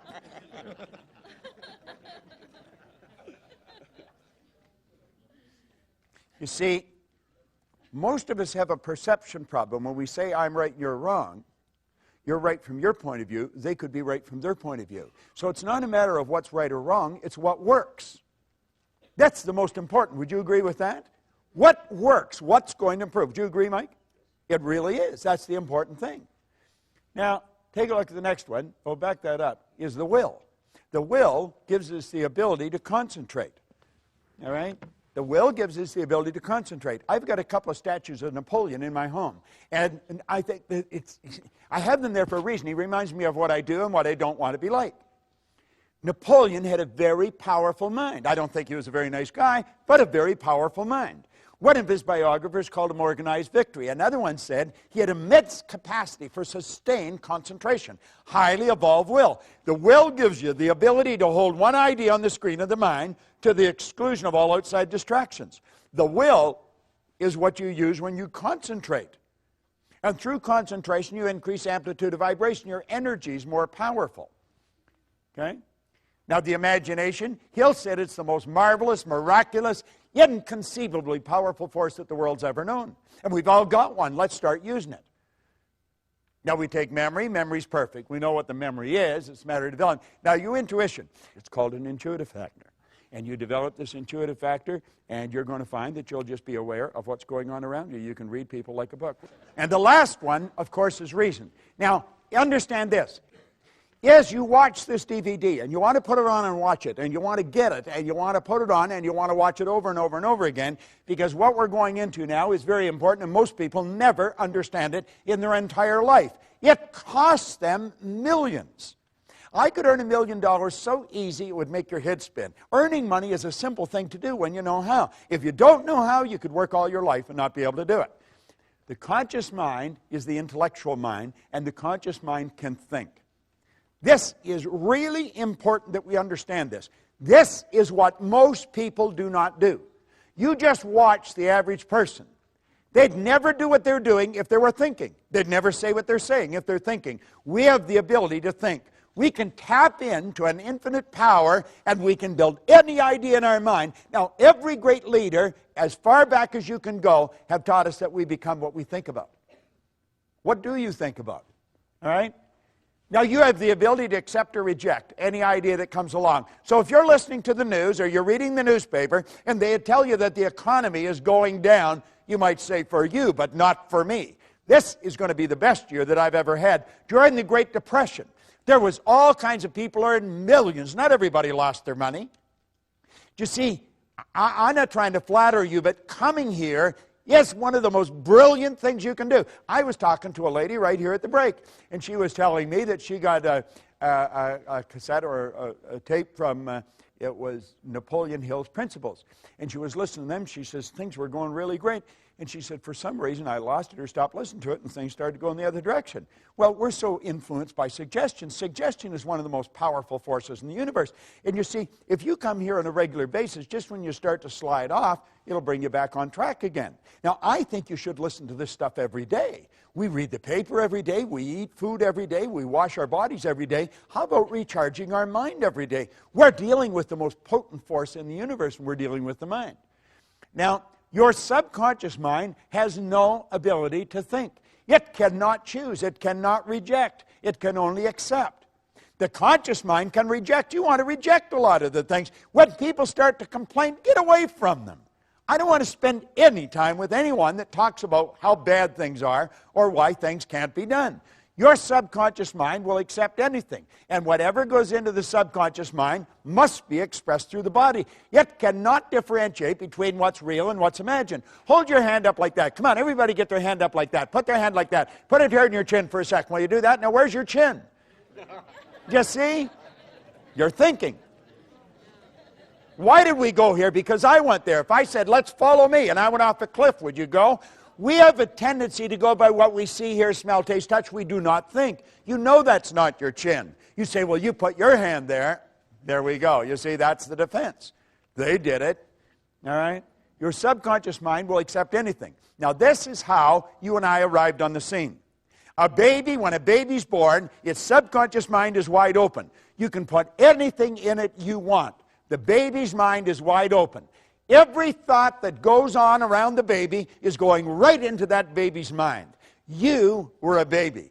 Go back and ask yourself, what was the environment like that I was raised in? What did the people work at? What was their attitude towards money? What was their attitude towards potential? Do you see, if we start asking these questions, then we know what's programmed here into our subconscious mind. Now, any idea that goes into our subconscious repetitively becomes fixed in there. That's what we call a conditioned mind. It's a multitude of fixed ideas. Fixed ideas are more commonly called habits, and a multitude of habits are called paradigms. How did we get in the habit of doing things? By the idea going in the subconscious mind. It's the repetition. Do you remember when you first started to drive a car? You probably thought you were going to kill yourself. And so did the person that was teaching you. You know, that's why they were so scared. And I mean, you were having a terrible time. The clutch, the brake, the gas, you know. And now you're steering with your knee. You're looking for a pen while you're talking on the phone. And you're in traffic. It's the subconscious mind that's doing it. When you're on the highway, your subconscious mind is driving. You're not really paying attention. The subconscious mind's driving. Go to pass a transport truck in the rain when there's a heavy overspray. You go from automatic pilot to conscious, and you're holding that wheel, and when you get past, you slacken off and back on the subconscious mind again. See, this is all automatic. Well, you and I were programmed, and the problem is we were programmed with their limitations. Where did they get the limitations? From somebody the same way. We've got to understand this. Someone else may have been responsible for making us who we are. We are responsible for changing it. Now, there is thought. It's a thought power is flowing into your consciousness. You can think anything you want, but the paradigm is going to dictate what you're going to do. The thoughts that you think are largely controlled by the paradigm. See, if you're conditioned, as I say, to earn $50,000 a year, what are the odds of you thinking of earning $150,000? You won't seriously think of, oh, you might dream about it periodically, but you won't seriously think. But you could. As a matter of fact, if you just made up your mind that you were going to, you probably would in a relatively short period of time. If you were going to learn to fly an airplane, what would you do? You wouldn't go to your hairdresser or your butcher or somebody. You'd go to a real good flight instructor, and you'd do exactly what they tell you. Why don't we do that with money? That's the one point that everybody's agreed on, is you become what you think about. All right? Now, the thought flows in, or the power for thought flows in. You choose the thought. You can think anything you want. Start to monitor your thinking. And the second you start to get out of the box, the paradigm will cut in and you say, you can't do that. You can't do that. Why can't you do that? Well, you'll come up with reasons why you can't do it. You see? The truth is you can do anything you want to do. Now, paradigms influence your thinking. I'll tell you something else. Paradigms influence what you do. You see, school has been interested in you getting the book into your conscious mind. What is the important thing in school? The important thing in school is that you read the book, you remember what's in the book, and you repeat what's in the book. If you do that, you get the mortarboard of the sheepskin, and they say you're an educated person. There's a lot of educated derelicts walking the street. They remembered what's in the book. It doesn't cut any ice anymore. For a while, we got away with that jazz. There was a lot of money wasted. Companies aren't doing it anymore. If you don't produce, baby, you're on the street. Cry, bitch, complain, do all you want, but you shouldn't have been there. If you're not performing, you don't deserve the reward. It's a simple concept. And if a company's paying for people for non-performance, then the company's going down the tubes. School has us programmed to believe if we can repeat it, we've got it. Well, that ain't so, because you can repeat all kinds of stuff, but the paradigm's still controlling your behavior. You see? School gave us the knowledge. However, school never taught us how to alter the paradigms. If you don't learn how to alter the paradigms, it's never going to happen. Got to alter the paradigm. See, you want to improve your results, or you wouldn't come here. I don't think you're coming here because you had nothing to do. I think you're all very busy. The people that have nothing to do, they wouldn't come here. It's a bit of a paradox. They're the ones that need it more than you do. All right? Now, what does the program tell us to do? This is the way we are programmed. The starting point is results. We look at the results we're getting. The results cause us to think the thoughts we're thinking. This is a formula for losing, by the way, but this is the way we operate. You look at the x-ray. You look at the bank account. You look at the present relationship. If you're letting present results control your thinking, you're on a losing track. The thoughts cause the feelings. The feelings cause the action, and the action produces more of the same. If you're having financial problems today, you probably were a year ago. If the student's getting an D average in school, they probably did last year. We think we've got to cram more information. No, no, no, no, no, no. Put the books away. Sit down, teach them something about themselves. Get them to see themselves as an honor student. Get them to relax, totally relax when they write the exam. They've got all the information there and it'll flow out. They've got to start to see themselves as worthy of the good life that they desire. When I left public school, Miss Strawn, who was a nice lady, she said, Bob, where are you going to go? And I said, I'm going to Malvern Collegiate. Oh, Bob, don't do that. Go on over to Danforth Tech, get a trade. You'll never do well in the business world. I got people like Price Waterhouse, Prudential, some of the largest companies in the world. They'll pay me on the ass to go in and work with their executives, and I would never do well. Miss Strawn was wrong, but I believed what she said until I was 26. And consequently, I never tried to get a good job. I always had a dumb job, hated the job. I remember working for a guy in the West End of Toronto. He was not a nice man. He really was not a nice man. Of course, I was poor as a church mouse, so I didn't even have a car, and I had to go from the East End to the West End in busy traffic and in cold weather all the way across the city to work for a guy I really didn't like, to do something I absolutely hated, and all the way there I was afraid I was going to get fired. Now, this is nuts. This is insanity. Do you know that there's a lot of people like that? Right in this building, there's people like that. Doesn't make any sense.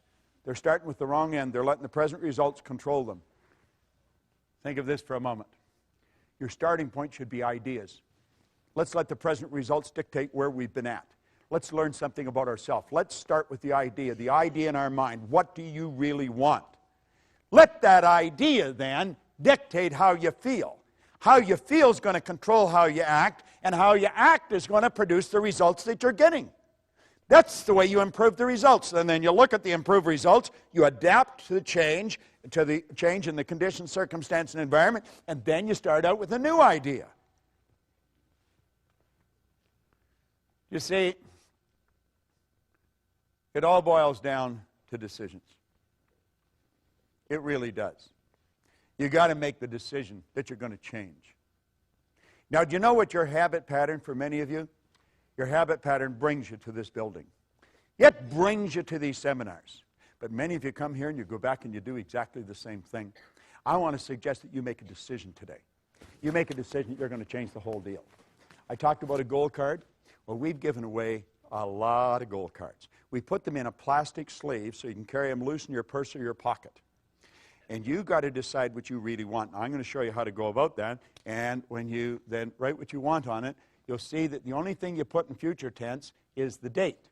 And that is because we don't know how long it takes to reach a goal, although we guess fairly accurately. And that is governed by a law of gender. The law of gender decrees that all seeds have a gestation or an incubation period. When you plant a seed, you don't get the flower or the fruit right away. When the seed for the baby's planted, it takes approximately 280 days. Well, remember where the non-physical and the physical is all hooked together? Well, the idea is a spiritual seed. It's made from exactly the same stuff the physical seed's made from, and it's subject to exactly the same law. We just have not developed the awareness of what the gestation period is, so we guess. And oddly enough, we guess fairly accurately. Everything else on the goal card should be written in the present tense. I am so happy and grateful. You've already got it in your conscious mind, and as you get emotionally involved, you've already got it in your emotional mind, and it's only a period of time until it moves into form. You've got to make the decision. So you start out, your goal. That's the idea. You see the goal.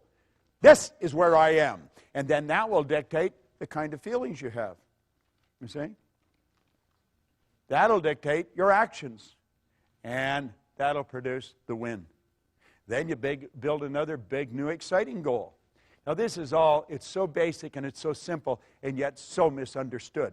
But you can understand it. You see, you want to make the connection between your mind and your prospect's mind or the other person's mind, because that's where you make the connection. You make it on a mental plane. That's where the sale's made. Those of you who are in sales, it's all made. It's a mental thing.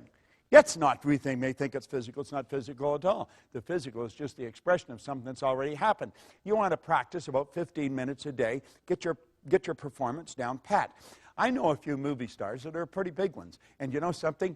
They do this so beautifully. It's called imagined reality. When you watch a movie star at work, they're living the part. You see, they're not just reading a script. They're not just repeating memory work. They took the script, they read it, they reread it, they reread it, they memorized it, they internalized it, they became it.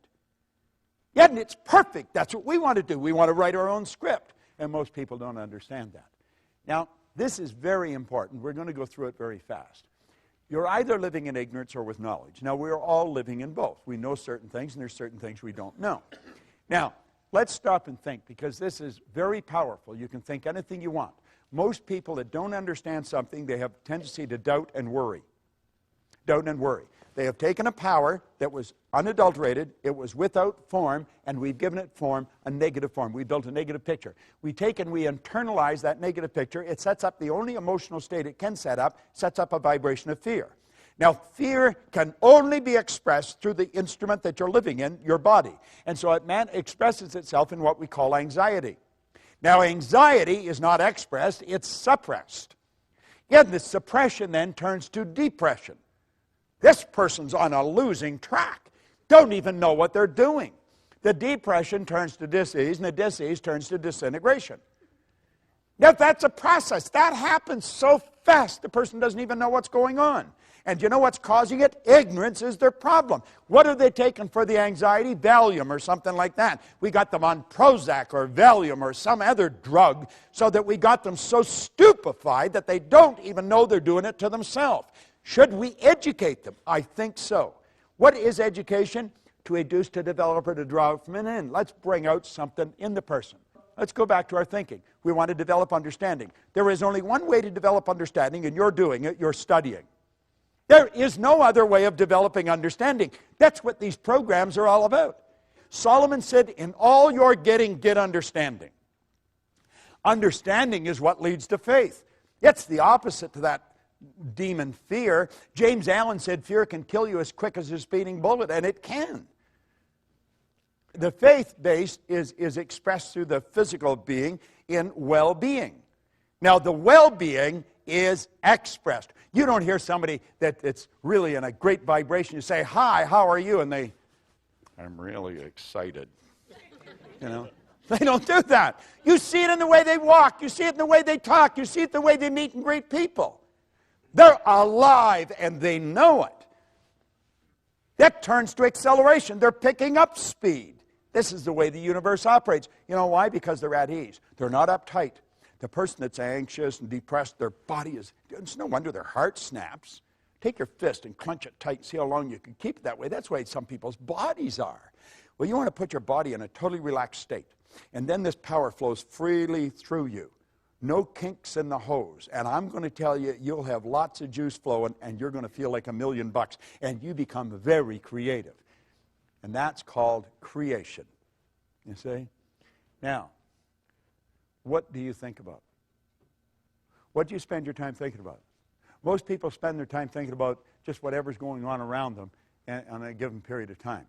Now, we say to ignore the power of paradigms to influence your judgment is to put yourself at risk when exploring the future. This idea of paradigms, you've got to understand it. You want to get back into that stick person. As I say, get that DVD, watch that thing. If you made up your mind, you're going to put that DVD on, you're going to watch it every day for maybe 2 months. Every day. You wake up in the morning, it would be the best investment of time because it's the repetition of hearing this over and over and over again that's going to cause you to step out and change it. Can you change your paradigms? Yeah, you sure can. Yeah, you sure can.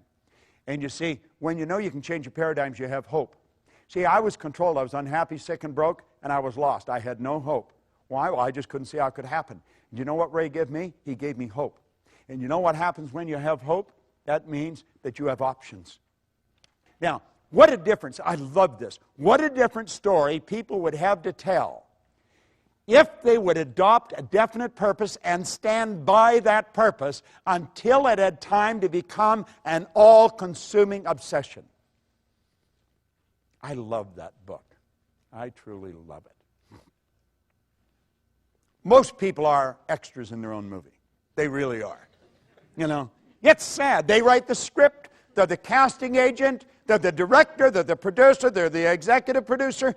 They do the whole deal. And they give themselves maybe a walk-on, maybe a line if they're really gregarious.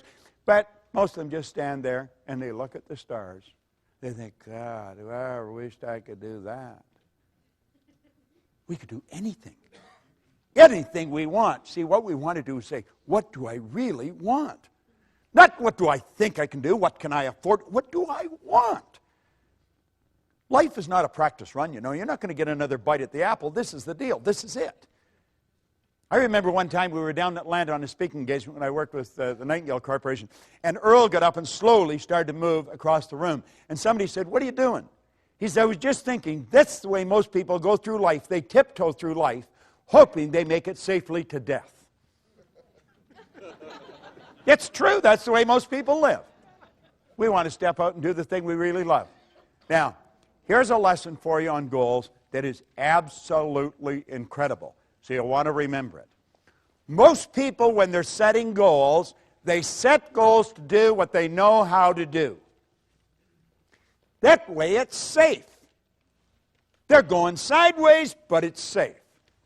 You remember we talked about the level of awareness, how you reach? We said goals are to cause you to stretch. That's the purpose. The goal isn't to accumulate. Money's not to accumulate. I never have enough money. Never. Do you know why? I'm always doing something beyond where I'm at. That's what keeps me growing. I want to extend what I'm doing. I want to get another deal going. And everybody's saying, gee, Bob, why don't you slow down? I want to do it. And so then you've got to attract more, you see. You've got to keep going. Quit going after things you know how to do. Now, understand this. People do not resist change. They don't. Do you know what people resist? Being changed. See, if I try and force change on you, the wall comes down. But if you decide to change, no problem. We say people resist change. They really don't. They resist being changed. Now, let me tie this into that. You hang out with people that you're comfortable with. You're on the same frequency as them. What we say feeling was conscious awareness of vibration. So you hang out with people that are in the same vibration as yourself. If you're miserable, you're not happy with happy people. You've got to be with miserable people. If you're happy, you're not happy with miserable people. You've got to be with happy people. You don't find the big producers hanging out with the little producers. And you don't find the little producers hanging out with the big producers. You don't find rich people living in the slums. You don't find people that have no money living in where rich people live. You are attracted to people who are in harmony with you. That's the law of attraction. That's the way it works. Like energy attracts like energy. Now, the people you're mixing with, if you're setting goals to do how you know how to do, that's where they're at. Now, when you go to move ahead and you say, I'm going to go after something bigger and better, and as you go after it, they don't want you to. If you gave them a polygraph and really sucked the truth out of them, they want you to win, but they don't want you to leave. Do you know why? They would have to adapt to your absence. They don't want to do that. They don't want you to leave. Do they want you to win? Yeah, but they don't want you to leave, and you can't win if you don't leave. You're thinking, geez, this is true. You can relate to this. Now, we sit down. We're going to stretch. We're going to go after what I think I can do, and we get our slide rule out, and we get the whole deal, and we get the plan. You've got to have a plan. Wharton teaches you've got to have a plan. Harvard, you've got to have a plan. So we get this plan. Then we go down to the office place, and we get a folder, and we print it out on our color computers, and we got our pie charts and our graphs, and yeah, it's all in color. We got a plan. Man, are we proud of our plan. But you know something? We don't go anywhere. You know why? No inspiration. Here we're going after something we think we can do. God, we're stretching, but there's no inspiration. And there's no support. The person that you're leaving isn't going to support you, and you're not inspired because you're just doing what you think you can do. You got the plan, though, but the plan ain't going to do you any good. It just won't work. Now, if you go after what you want, you're going to fantasize.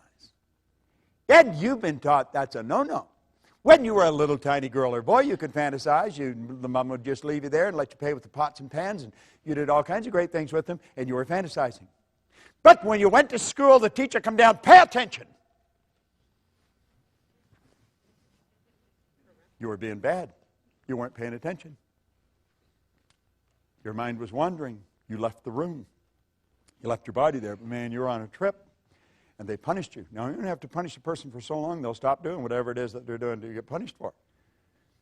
So now we have these great big companies, and we got little wee creative departments. Why?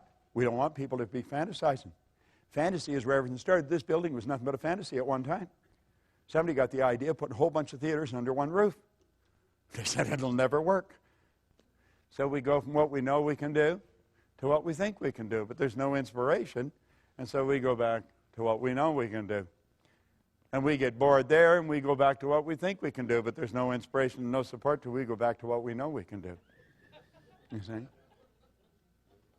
And that's the end of the story. We're all screwed up, and we don't win. You see? But the seminar said, choose a goal. I choose the goal. It's what I thought I could do. Got to play it safe. You got to be realistic. This realistic jazz is for the birds. All right? Look here. There's the 3 stages of creating the life you want. And if you want to go after what you want, you've got to fantasize. So you start out here, and you build a fantasy. And you see yourself doing what you want. Doesn't matter how you're going to do it, you build the fantasy. You see the picture. Doesn't matter where the money is. Now you've got to turn that fantasy into a theory. Before you can turn it into a goal, you've got to pass a test. The theory, now it's an idea in our conscious mind. We're really putting our higher faculties to work on it, but we've got to pass a test. We've got to ask, am I able to do this? If all things are possible, if this is an orderly universe, and if we have all the power within us, yes, I'm able to do it. Don't know how, haven't got the foggiest idea, up to here in debt, don't know where the money's coming, but yes, I'm able to do it. The second question, am I willing? Am I willing what? Am I willing to pay the price? If you're not prepared to pay the price, you don't deserve the reward.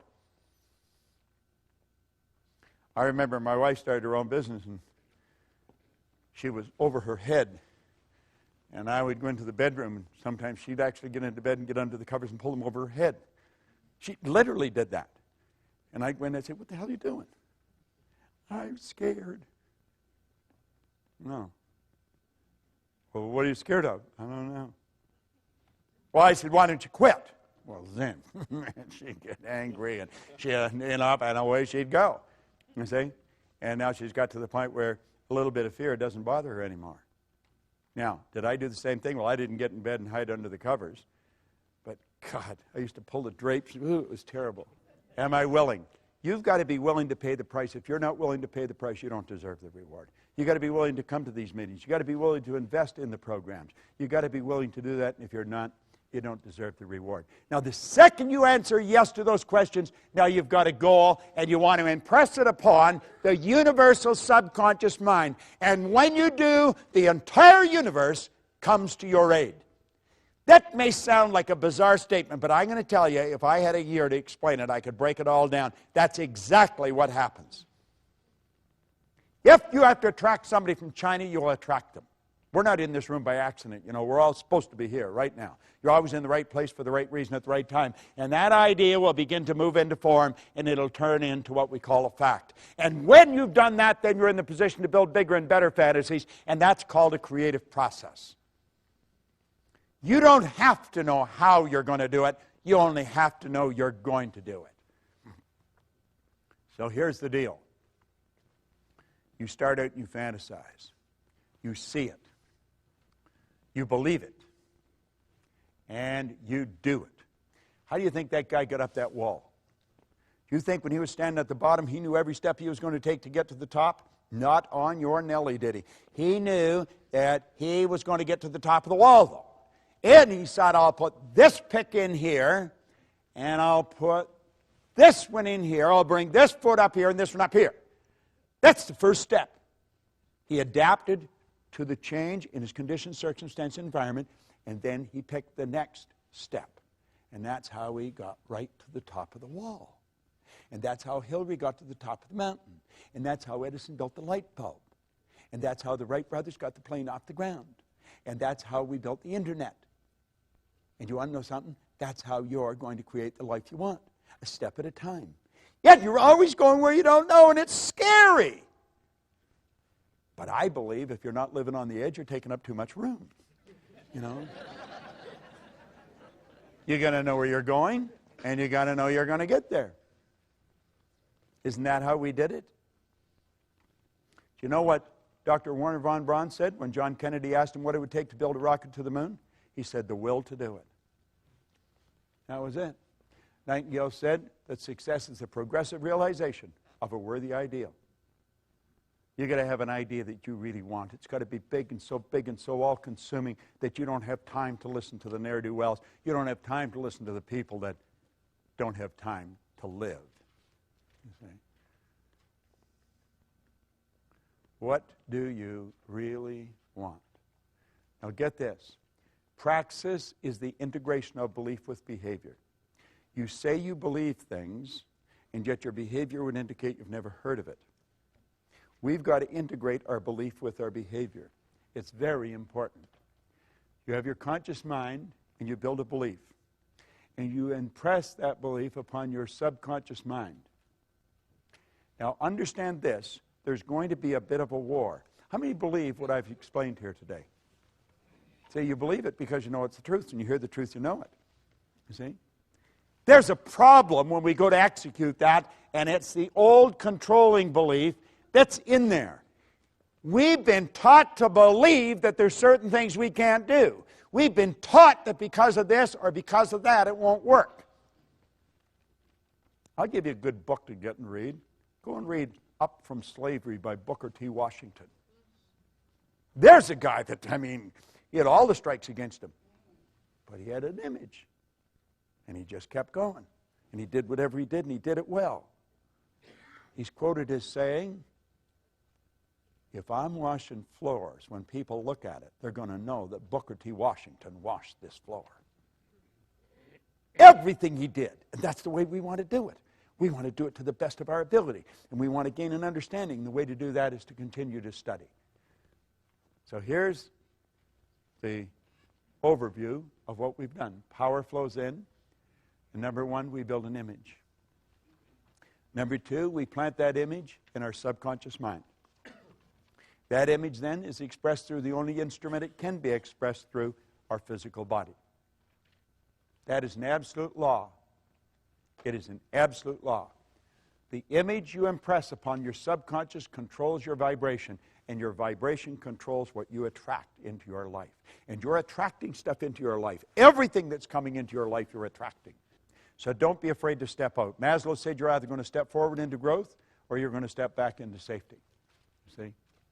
When we talk about the science of getting rich, we want to understand there is a science to getting rich. I want to tell you a story. I was flying to Malaysia, and I was playing with the calculator. I always play on a plane with words or numbers. Now, if you go to Kuala Lumpur from Toronto, it's 25 hours in the air. That's a long ride. If you go any further, you're coming back. So, you know, you've got quite a trip that you're taking. Well, at any rate, I'm on the plane, and I'm fooling around, and I write $1 million down, just 1 and 6 zeros. And I thought, $1 million. And I had earned $1 million. I had earned $1 million a year a long time ago. And I know a lot of people that have earned $1 million, and most of them are not overly bright, you know. And there's some of them who are absolutely brilliant, but they're not all that bright. And where I may be fairly bright today, but relative to where I was, man, I'm telling you, I was one of the stupidest guys in town, but I was earning all this money. So it has nothing to do with being bright or anything like that. It's a decision. And so I'm on the plane, and I'm thinking, what do these people do? And I started to think about the people that earn $1 million. What do they do that is so different? Well, first of all, they just decide they're going to do it. And then they step out and do it. And they come from all different walks of life.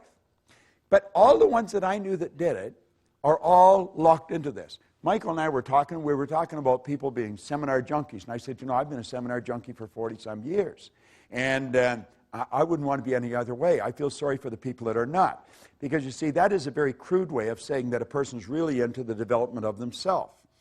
Well, I took a look at the people that earn the money, and I thought every one of them, without exception, are really locked into studying. They never stop studying. They have just magnificent libraries of CDs and now DVDs and cassettes. I've got it right back to the records and the old record players. I've got them all. I've kept them all. The record player they used to drive around with in Vic Conant's office in Chicago, I took it down and gave it to him one day. But, you know, I thought, we should teach people to earn $1 million. And so when I got off the plane, now this is way back 1990, I got off the plane and I got on the phone. And I phoned Mark Victor Hansen, and then I phoned Val Vanderwall, who's gone now. And, I mean, it was the middle of the night here, but I wasn't thinking of that. The clock had turned around. And I got them out of bed, but I got excited, and I was telling them what I was going to do, and they said, geez, it's a great idea. So there was a bunch of us. There was Jack Canfield and Mark Victor and Vanderwall and Lee Poulos. And there was a group of us, and we put together a program, and we taught it in Hawaii. And we were teaching people to earn more money. Now, we knew how to earn it, and we were teaching the other people how to earn it. And one of the things we were teaching them is you got to lock in to study. You got to study every day. We eat every day. We wash ourselves every day. We get dressed every day. There's certain things we do every day that's religious. You've got to study every day. You've got to allocate a part of your income and a part of your time to your own development. And that was part of the lesson. And they all knew that we did. I mean, take that Think and Grow Rich book. I mean, I read that every day. So at any rate, we started, and Jack and Mark come up with an idea, and they said, Proctor, we're going to do a book. And we had brainstorming sessions going, and they said, you got lots of stories, give us some stories. And he said, we're going to write a book. And there was a gal there, Cindy Spitzer. I remember, I don't know if she ever got credit for this, but she was from over on the East Coast, around Philadelphia somewhere, and she said, you should call that Chicken Soup for the Soul. And so they're going to write 101 stories, and they were going to package it and sell it. And I said, that's a pretty cool idea. And Mark says, we're going to sell 50 million of them before the turn of the century. And I'm thinking, well, you know, I'm a pretty good thinker, but that seems like a little far out to me. I mean, if you sell $1 million, you're doing pretty good, but 50 million, and you're going to do it before the turn of the century? Well, they didn't sell 50 million, they sold 74 million. And it was considered the publishing phenomena of the decade. Now, get this, they didn't write anything. They never wrote any books, none. They had other people writing the stories, sending them in. They had somebody else collating, somebody else editing, somebody else publishing, somebody else selling, and they got the money. You know why? It was their idea. Now, this came about, it's called intellectual property, and it came about because they studied and they expanded their mind. And that's what you're doing here. Now, we said that most people are extras in their own movie. You're no different than Mark or Jack or Bob or Lee or anybody else. You're exactly the same as them. And what you want to do is make up your mind when you go home, you're going to lock in and you're going to get your chicken soup concept. The DVDs on this are what you need. You've got to get on, order them, and start watching them. Lock yourself in. You don't have to watch the whole thing. Just take a section of it. But take 15 minutes every morning, or do it like you exercise your body. People go out walking. They do it at the same time. Same number of times every day. Well, get into this. The beautiful part about this is it's all being recorded. You know that 66% of what I've said you'll have forgotten by tomorrow morning? 90 to 100% of it will be gone within a month. But if you keep repetition, if you keep programming it into your mind, you're going to find that you'll start to do it. That's what the actors do. I know a number of actors, pretty big names. And you know something? They're ordinary folks just like you and me, but they become great actors because they program the script into their mind until they become the script. And that's what you want to do. Some of this information, it's worth millions. I don't know if you realize just how valuable it is. I have been studying it for 43 years with some of the most brilliant people in the world. You got the whole thing locked on a little disc that you can watch and listen, and you go over and over and over, but always doing it thinking towards a goal. Phenomenal information. Don't for a second walk out of here without making a big decision that you're going to do something with it. I want to congratulate Michael on the work he's been doing. He's been doing it for a long time, and he does a good job. And I don't know anybody else anywhere in the world that's doing this. And now, of course, he's even topped what he's doing by putting it all on DVD. Lock in, build yourself a library of these things, and then take time every now and then. Sometimes you take a couple of days and just do nothing but totally saturate your mind with it, and you're going to find it'll pay huge dividends for you. The people that I was working with that were in the millions, they're just ordinary people like you and me. But the difference is they get the idea and they apply it. They apply it. They apply it. And it's in application. It's not just studying. It's in application. Thank you very much. Thank you.